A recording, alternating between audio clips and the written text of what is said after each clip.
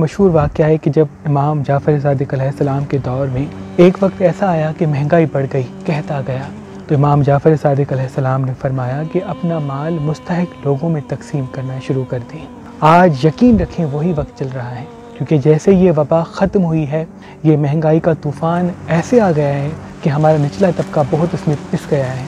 पूरा दिन मजदूरी करने के बाद 200 रुपये 300 रुपये कमाने वाले 8-8 बच्चे 6-6 बच्चे कैसे उनका पेट पालेंगे, कैसे वो अपने घर को चलाएंगे। तभी हम मुख्तलिफ़ गांव देहात में जा रहे हैं और इमाम जाफ़र सादिक़ अलैहिस्सलाम के न्यास को राशन की सूरत में मुख्तलिफ़ गांव देहात में तकसीम कर रहे हैं, ताकि हमारा निचला तबका पेट भर के खाना खाए, क्योंकि इससे अफजल अमल कोई नहीं कि हम दूसरे बंदों को खाना खिलाएँ। मैं आपसे भी अर्ज़ करूँगा कि इस नेक काम में हमारी मदद फरमाएं, ताकि हम ज़्यादा से ज़्यादा गांव देहात में जाके राशन और आटा तकसीम कर सकें।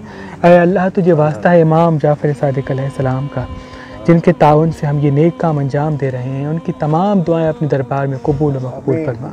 उनको हर गम से महफूज रख और जो हमें देख रहे हैं मेरे अल्लाह, उनको भी कभी किसी का मोहताज न कर। अल्लाहुम्मा सल्ली अला मुहम्मद व अला आलिhi।